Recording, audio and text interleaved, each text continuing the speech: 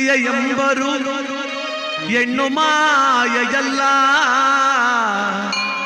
ಒಂದು ಮಾಯೆ ಎಂಬರು ಒಂದು ಮಾಯೆಯಲ್ಲ.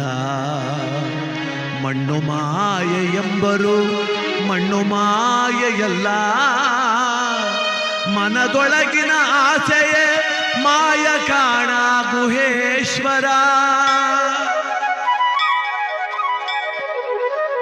ನೋಡಿ, ಹೆಣ್ಣು ಒಂದು ಮಣ್ಣು ಮಾಯೆ ಅಂತಾರೆ, ಅವಲ್ಲ ಮಾಯೆ. ರಸ್ತೆ ಪಕ್ಕ ಒಂದು ಒಳ್ಳೆ ಸೈಟ್ ಅದೇ, ಬಾಬಾ ತಕೋ ನನ್ನ ಅಂತ ಕರೀತಾ, ಅದು ನನ್ನ ಮನ್ಸು ಹೇಳ್ತು ತಕೋ ಅಂತ. ಚಿನ್ನ 7,500 ಆಗದೆ, ಮುಂದೋರ್ಸ್ಕೊ 9,000 ಆಗೋಯ್ತದೆ, ಈಗಲೇ 1/4 kg ಮಾಡಿಸಿ ಇಟ್ಬಿಡ್ಬೇಕು ಅಂತ ಮನ್ಸು ಹೇಳ್ತು. ಅಂಗಡಿಯವ್ರಿಗೆ ಕೂಗಲಿಲ್ಲ ನಮ್ಮನ್ನ. ಹೆಣ್ಣು ಮಾಯೆ ಎಂಬರು, ಹೆಣ್ಣು ಮಾಯೆ. ನೋಡಿ, ಕುಂಭಮೇಳ ನಡೀತಾ ಇದೆ, 144 ವರ್ಷಕ್ಕೊಂದ್ಸಲ ಅಂತೆ ಮಹಾಕುಂಭಮೇಳ.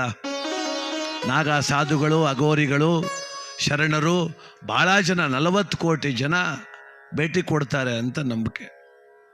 ಓದೋರು ಸ್ನಾನ ಮಾಡ್ತಿಲ್ಲ, ಅಲ್ಲಿ ಸಾಧು ಶರಣರು ನೋಡ್ತಾ ಇಲ್ಲ, ಅಲ್ಲಿ ದೇವ್ರ ಸೇವೆ ಮಾಡ್ತಾ ಇಲ್ಲ. ರುದ್ರಾಕ್ಷಿ ಮಾರು ಹೆಣ್ಣು ನೋಡ್ತಾ ಕೂತವ್ರೆ ಎಲ್ಲರೂ ಮೊನಾಲಿಸಿಂದ.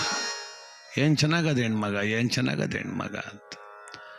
ಏನು ನೋಡ್ಬೇಕು ಅದು ನೋಡಿದ್ ಬಿಟ್ಬಿಟ್ಟು ಮೊಬೈಲಲ್ಲಿ ಫೋಟೋ ಹೊಡ್ಕೊಬರೋಕೆ ಹೊಂಟೋಗ್ಬಿಟ್ಟಿವಿ ಎಲ್ಲರೂ ನಾವು. ಅದಕ್ಕೆ ಮಾಯೆ ಅಂತಿದ್ರೆ ಅದು ನನ್ನ ಮನಸ್ಸಷ್ಟೇ. ಮನಸ್ಸು ಎಳೀತದೆ ಅದನ್ನು, ಅದು ಬೇಕು ನಿನಗೆ ಅಂತ.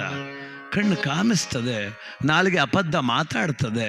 ಅದರಿಂದ ಯಾವುದು ಇವ್ಯಾವ ಮಾಯೆ ಅಲ್ಲ, ಮನದೊಳಗಿನ ಆಸೆಯೇ ಮಾಯ ಕಾಣ ಗುಹೇಶ್ವರ. ಎಷ್ಟು ಚಂದದ ಮಾತು ಬಂಧುಗಳೇ.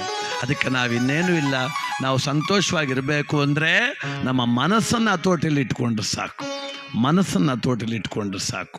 ಆನಂದವಾಗಿರೋಣ, ಚಂದವಾಗಿರೋಣ.